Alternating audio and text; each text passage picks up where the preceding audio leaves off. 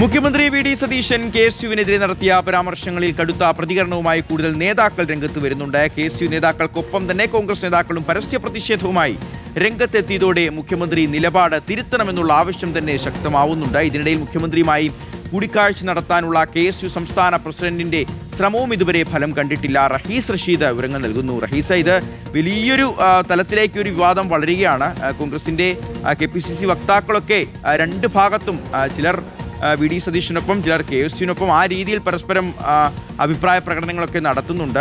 ഇതൊരു ശരിയായ ഒരു നിലപാടായിരുന്നില്ല, കുറച്ചുകൂടി ജാഗ്രത മുഖ്യമന്ത്രി പുലർത്തണമായിരുന്നു എന്ന് കെ.എസ്.യുവിന്റെ സംസ്ഥാന പ്രസിഡന്റ് പറയുകയും പിറ്റേന്ന് കാണാനുള്ള ശ്രമങ്ങൾ നടത്തുകയും ചെയ്തു.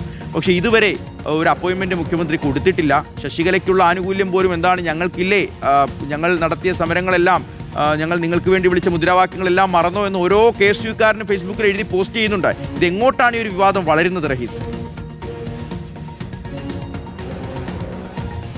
ഷിഹാസ്, നിങ്ങൾക്ക് എന്താണ് ഈ വീട്ടിൽ കാര്യം എന്നൊക്കെ ചോദിക്കുന്നത് പോലെയാണ്. പ്ലീഡർ നിയമനത്തിൽ കെ.എസ്.യുവിൻ്റെ ഒരു ലോ കോളേജ് യൂണിറ്റ് കമ്മിറ്റിക്ക് എന്ത് കാര്യം, അതൊക്കെ ഞങ്ങൾ തീരുമാനിച്ചോളാം എന്ന ട്യൂണിലാണ് വാർത്താ സമ്മേളനത്തിൽ കെ.എസ്.യുവിനെ അപഹസിക്കുന്ന, അപമാനിക്കുന്ന, പരിഹസിക്കുന്ന തരത്തിൽ മുഖ്യമന്ത്രിയായ വി ഡി സതീശന്റെ ഭാഗത്ത് നിന്ന് പ്രതികരണമുണ്ടായത്.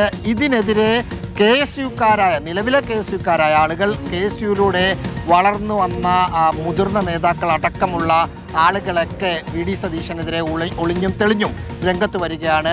പ്രത്യേകിച്ച് കെ.എസ്.യു നേതാക്കളെല്ലാം തന്നെ ഇപ്പോൾ കെ.എസ്.യുവിൻ്റെ സംസ്ഥാന പ്രസിഡന്റ് അലോഷ്യസ് സേവ്യർ അടക്കമുള്ള, സംസ്ഥാന ട്രഷറർ ആദിൽ അടക്കമുള്ള എല്ലാ ആളുകളും നിശിതമായ വിമർശനം ഉന്നയിച്ച് തന്നെ രംഗത്ത് വന്നു. ഓരോ ആളുകളും പ്രതിപക്ഷത്ത് കഴിഞ്ഞ 10 വർഷം ഇരുന്നപ്പോൾ പോലീസിൻ്റെ അടികൊണ്ട ചരിത്രങ്ങൾ, എതിർ രാഷ്ട്രീയ പാർട്ടികളുടെ ക്രൂരമായ മർദ്ദനത്തിനിരയായി വർഷങ്ങളോളം ജയിലിൽ കിടന്ന കാര്യങ്ങൾ, ആശുപത്രിയിൽ കിടന്ന കാര്യങ്ങളൊക്കെ ഓർമ്മിപ്പിച്ചാണ് വി ഡി സതീശന് മറുപടി നൽകുന്നത്.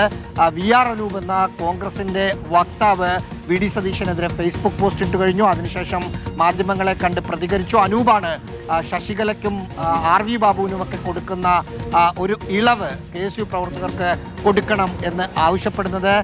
ഒപ്പം കെ.എസ്.യുവിൻ്റെ സംസ്ഥാന പ്രസിഡന്റായ അലോഷ്യസ് സേവ്യർ മുഖ്യമന്ത്രിയെ കാണാനുള്ള ഒരു സമയം തേടി, അല്ലെങ്കിൽ കാണാനുള്ള സൗകര്യം നോക്കുമ്പോൾ അദ്ദേഹത്തിന് സമയം കൊടുക്കുന്നില്ല എന്നാണ് മനസ്സിലാക്കുന്നത്. അലോഷ്യസ് സേവ്യർ ആണെങ്കിൽ വി ഡി സതീശന്റെ അക്കൗണ്ടിലൂടെ കെ.എസ്.യുവിൻ്റെ സംസ്ഥാന പ്രസിഡന്റ് സ്ഥാനത്തേക്ക് എത്തിയ ഒരാൾ കൂടിയാണ് എന്നോർക്കണം. പക്ഷേ അലോഷ്യസ് വിമർശിച്ചതുകൊണ്ട് ഒരു പ്രതികാര നടപടി പോലെ അലോഷ്യസിനെ കാണേണ്ടതില്ല എന്ന നിലപാട് വി ഡി സതീശൻ എടുക്കുന്നു എന്നാണ് മനസ്സിലാക്കുന്നത്. കൂടുതൽ നേതാക്കൾ കെ.എസ്.യുവിനെ അനുകൂലിച്ച്, ഇപ്പോൾ ടി സിദ്ദീഖിനെ പോലുള്ള മന്ത്രി, മുൻ യൂത്ത് കോൺഗ്രസിന്റെ സംസ്ഥാന പ്രസിഡന്റൊക്കെ ആയിട്ടിരുന്ന ആളാണ്, അദ്ദേഹമൊക്കെ കെ.എസ്.യുവിനെ അനുകൂലിച്ച് ഈ വിഷയത്തിൽ രംഗത്ത് വന്നിട്ടുണ്ട്.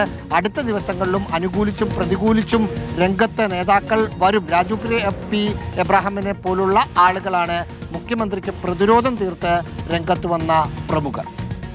ശരി റഹീസ്, അപ്പോൾ വി ഡി സതീശന്റെ അനുഗ്രഹാശിഷുകളോടെയാണ് അലോഷ്യസ് സേവ്യർ കെ.എസ്.യുവിൻ്റെ സംസ്ഥാന പ്രസിഡന്റ് ആയതെങ്കിലും പിന്നീട് അദ്ദേഹം പക്ഷം മാറുന്നു. ഇപ്പോൾ കെ.സി പക്ഷത്താണെന്നുള്ള കാര്യം നമുക്കറിയാം. അപ്പോൾ അതൊക്കെ ഈ അപ്പോയിൻമെന്റ് നിരസിക്കുന്നതിനൊരു കാരണമായിട്ടുണ്ടോ എന്നുള്ളതാണ്. എന്താണെങ്കിലും കെ.എസ്.യുവിൻ്റെ സംസ്ഥാന പ്രസിഡന്റിന് പോലും നമ്മുടെ മുഖ്യമന്ത്രി വി ഡി സതീശനെ കാണാൻ കഴിയുന്നില്ല എന്നുണ്ടെങ്കിൽ അത് കെ.എസ്.യുവിൻ്റെ എല്ലാ നേതാക്കളെയും, കെ.എസ്.യു എന്ന പ്രസ്ഥാനത്തെയും തന്നെ അപമാനിക്കുന്നതിന് തുല്യമാണ് എന്നവർ കരുതുന്നതിൽ തെറ്റു പറയാൻ കഴിയില്ല.